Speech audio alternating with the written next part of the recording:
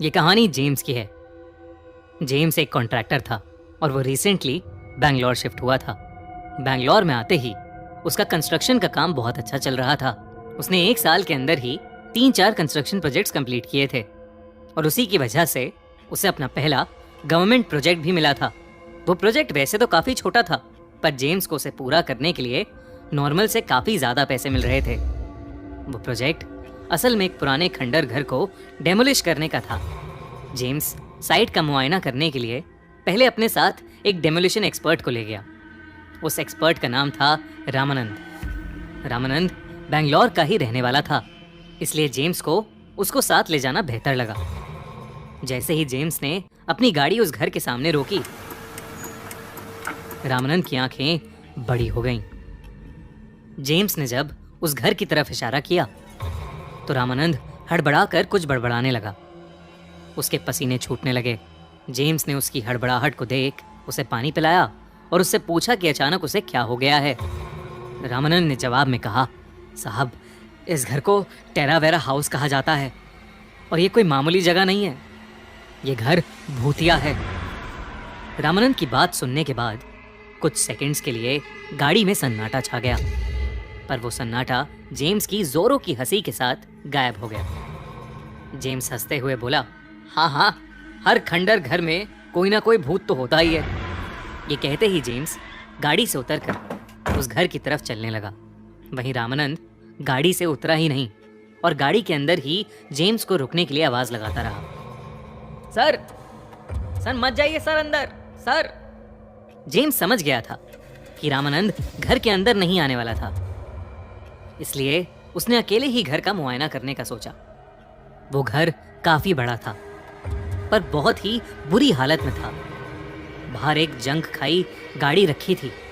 सब कुछ ऑब्जर्व करते हुए जेम्स उस घर के अंदर चला गया। घर के अंदर अभी भी बहुत पुराना फर्नीचर था और बहुत सी पेंटिंग्स लटकी थीं, लेकिन सभी चीजों पर धूल जमी हुई थी। जेम्स की नजर एक पेंटिंग पर गई तो उसमें 2 लड़कियां एक साथ खड़ी थीं। वो दिखने में 2 बहनों जैसी लग रही थीं। जेम्स का ध्यान पता नहीं क्यों उस पेंटिंग पर ही रुक गया, पर तभी उसे घर के अंदर से पियानो के बजने की आवाज आई। जेम्स चौंक गया और इधर उधर देखने लगा तो उसे हॉल के कोने में एक रूम दिखा जिसमें एक पियानो रखा हुआ था, पर अब उससे कोई आवाज नहीं आ रही थी। जेम्स जैसे ही वापस पलटा तो उसने देखा कि उस पेंटिंग में अब 2 की जगह सिर्फ एक ही लड़की थी। ये देखकर जेम्स को कुछ समझ नहीं आया।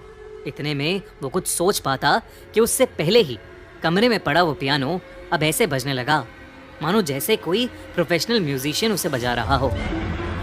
जेम्स पीछे मुड़ा तो उसके सामने पियानो की कीज दब रही थीं, पर वहां उन कीज को दबाने वाला कोई भी नहीं था। अब जेम्स घबराने लगा था और उसकी हालत घबराहट के मारे खराब होने लगी थी। वो जहां से आया था उसी रास्ते पर वापस भागने लगा, पर जैसे ही वो दरवाजे के पास पहुंचा, वो दरवाजा अपने आप जेम्स के मुंह पर बंद हो गया। जेम्स उस अंधेरे से भरे घर में बंद हो गया था। वो जोर जोर से दरवाजे को पीटने लगा।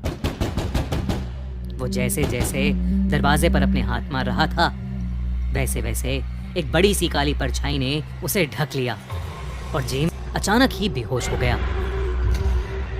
कुछ देर बाद उसकी आंख खुली तो उसके सर पर चोट लगी हुई थी और उसके चेहरे पर किसी के नोचने के निशान थे। जेम्स आंख खुलते ही फिर से दरवाजे को पीटने लगा। वो अब चीख चीख कर रामानंद को आवाज लगाने लगा, पर बाहर से कोई जवाब ही नहीं आया। जेम्स जल्द से जल्द वहां से बाहर निकलना चाहता था। उसने अपने दिमाग को शांत किया और बाहर निकलने की तरकीब सोची। उसने सोचा कि वो ऊपर वाले कमरे की खिड़की से बाहर कूद जाएगा। जेम्स को उस घर के और अंदर जाने में डर तो लग रहा था, पर उसके पास अब और कोई रास्ता भी नहीं था। जेम्स दिल पक्का करके सीढ़ियों तक पहुंच गया, पर जैसे ही उसने पहली सीढ़ी पर पैर रखा, उसके पीछे से फिर से एक काली परछाई गुजरी। जेम्स तुरंत पीछे मुड़ा, पर इस बार वहां कोई भी नहीं था। जेम्स जैसे जैसे वो सीढ़ियां चढ़ रहा था, उसे किसी औरत के रोने की आवाजें आने लगी। जेम्स उन सभी आवाजों को इग्नोर करता हुआ बस सीढ़ियां चढ़ता जा रहा था। ऊपर पहुंचकर जेम्स को सामने के रूम में एक खिड़की दिखी। उस रूम में घुसते हुए जेम्स को डोर पर डॉल्सीज रूम लिखा हुआ दिखाई दिया। जेम्स चोटिल हालत में धीरे धीरे उस खिड़की के पास जाने लगा कि तभी उसे एक बेहद बुरी स्मेल आने लगी। उसने कमरे में नजर घुमाई तो वहां जो उसे दिखा, उसे देख उसका दिल दहल उठा। उस कमरे के बेड पर किसी औरत की एक सड़ी गली लाश पड़ी थी और उस लाश का गला कटा हुआ था। जेम्स ये खौफनाक दृश्य देख ही नहीं पा रहा था कि अचानक से कुछ डोलता हुआ जेम्स के पैरों में आ गया। जेम्स की नजरें जब नीचे अपने पैरों पर गईं तो उसकी जान ही सूख गई। उस लाश का कटा हुआ सर जेम्स के पैरों में था। जेम्स उसे देख पीछे हुआ और नीचे गिर पड़ा। तभी वो सर कटी औरत की लाश बेड से खुद ब खुद उठी और उसने जेम्स के पैरों में पड़ा अपना भयानक सर उठाया और अपने शरीर से जोड़ लिया। वो औरत बेहद डरावनी लग रही थी। धीरे धीरे वो जेम्स के पास आती जा रही थी। जेम्स उससे दूर हटता जा रहा था कि अचानक जेम्स खिड़की के पास आ गया। वो औरत अब भी जेम्स के पास आ रही थी और जेम्स जैसे ही उसके डर से थोड़ा और पीछे हुआ, उसका पैर फिसल गया और वो खिड़की से सीधा नीचे गिर गया। बाहर रामानंद की नजर घर की खिड़की पर गई तो उसने जेम्स को खिड़की से नीचे गिरता देखा। अब सवाल जेम्स की जान का था तो रामानंद ने हिम्मत की और घर के अंदर घुस गया। उसने देखा कि जेम्स नीचे पड़ा है और उसके सर से खून बह रहा है। लेकिन जब उसने ऊपर खिड़की की ओर देखा तो उसे वही औरत हंसते हुए दिखाई दी। रामानंद ने नीचे पड़े जेम्स को उठाया और जल्द से जल्द उसे लेकर घर से बाहर चला गया। वो जेम्स को सीधा हॉस्पिटल ले गया। कुछ दिनों बाद जब जेम्स ठीक हुआ तो रामानंद जेम्स से मिला और उसने उससे कहा कि जेम्स को उस दिन हंसना नहीं चाहिए था। उसने कहा कि वो घर सच में भूतिया है। कहते हैं कि वहां पर 2 बहनें डॉल्सी और वेरा रहा करते थे।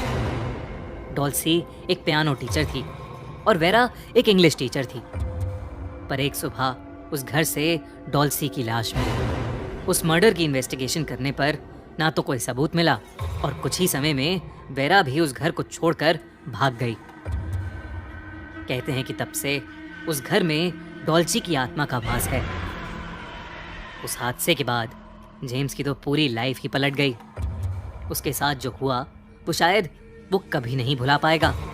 2014 में फाइनली टेरावेरा हाउस को डेमोलिश कर दिया गया, लेकिन आज भी लोग उस घर के सामने से गुजरने से कपकपाते हैं।